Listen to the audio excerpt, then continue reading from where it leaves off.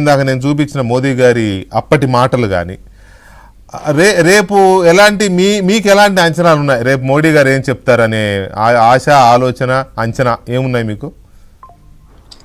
Sir, first of all ఏదైతే మరి చంద్రబాబు గారు చెప్పడం కానీ కూటమి ప్రభుత్వం చెప్పటం సెంటర్ సపోర్ట్ ఉంది, మోడీ గారు సపోర్ట్ ఉంది ఏదైతే అంటున్నారో, రేపు పునఃప్రారంభించే స్టేజ్ లో first of all okay, funding already budget లో అలొకేట్ చేశారండి. ముందు కూడా ఎవ్రీ ఇయర్ కూడా అలొకేట్ చేస్తాం, సాయం చేస్తాం అంటున్నారు. ఇంకోటి మెయిన్ నేషనల్ ఇన్స్టిట్యూట్స్ ఏవైతే సెంటర్ నుంచి రావాలండి, వాళ్ళు ఫండింగ్ చేసే వాళ్ళ కింద ఏవైతే ఇన్స్టిట్యూట్స్ ఉన్నాయో వాటిని త్వరగా పూర్తి చేయాలి. చాలా ఇమీడియట్ గా ఎందుకంటే అది ఒక నమ్మకం క్రియేట్ చేస్తుందండి ఆంధ్ర ప్రజలకే కాదు, ఈవెన్ అక్కడ ఉన్న రైతులకు కూడా ఒక భరోసాగా ఉంటది.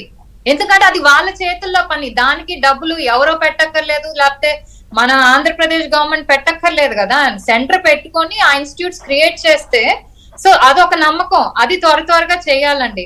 ఇంకోటి మన ప్రభుత్వం చేయాల్సిన పనులు ఏంటంటే అండి, సరే రేపు ఆయన బటన్ నొక్కాకో వాట్ ఎవర్ ఆ పనులు మొదలు పెడతారు వేగవంతంగా అంటున్నారు, కానీ ఏదైనా ఫౌండేషన్ నుంచి పైకి ఒక బిల్డింగ్ లాగవాలంటే డెఫినెట్లీ 2-3 years పడుతుందండి.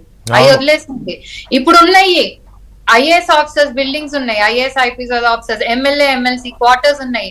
ఫస్ట్ ఆల్మోస్ట్ 90% అయిపోయినాయి అండి. బేసిక్ యూటిలిటీ ఫెసిలిటీస్ ఇచ్చి వాటిని ఫినిషింగ్ స్టేజ్ లో చేసి యూ షిఫ్ట్ అందరిని అక్కడికి వెళ్ళమనండి. ఆఫీసర్స్ కానివ్వండి, ఎమ్మెల్యే ఎమ్మెల్సీస్ వాళ్ళందరూ అక్కడికి వెళ్తే ఒక మూవ్మెంట్ అనేది వస్తుందండి. అంతే కదా, ఖాళీ బిల్డింగ్లు అలానే ఉంటే అన్ని పనులు అయ్యాక మూవ్ అవుతా అంటే దట్ డజంట్ హ్యాపెన్ అండి. ఏదైనా చిన్నగా ఒక అడుగు వేసుకుంటూ వెళ్తేనే అవుతుంది.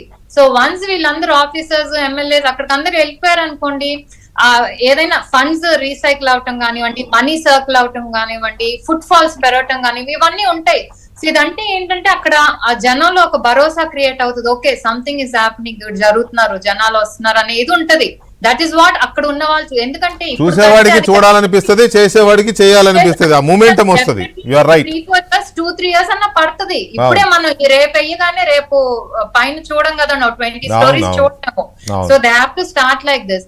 అండ్ ఇంకోటి అసైడ్ పార్టీస్ అండి, అందరికి ఒక్కొక్క పార్టీ అఫిలియేషన్ ఉంటది.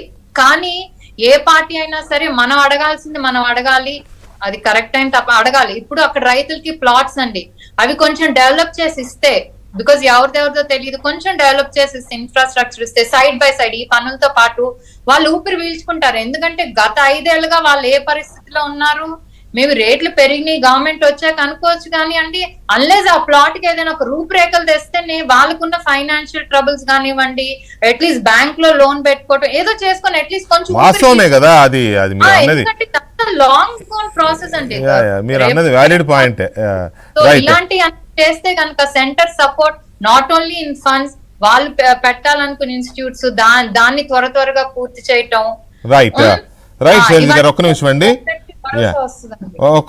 అండి. బాలకోటే గారు, ఇప్పటికీ అమరావతి అని భ్రమరావతి అని మాట్లాడే నేను ఇందాక అన్నాను కదా, వాళ్ళకి మీరేం చెప్తారు బాలకోటే గారు? వెంకటకృష్ణ గారు